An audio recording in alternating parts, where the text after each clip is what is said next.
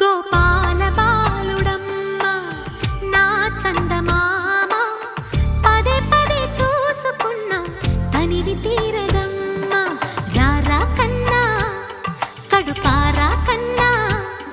నా చిటికెలు వింటూ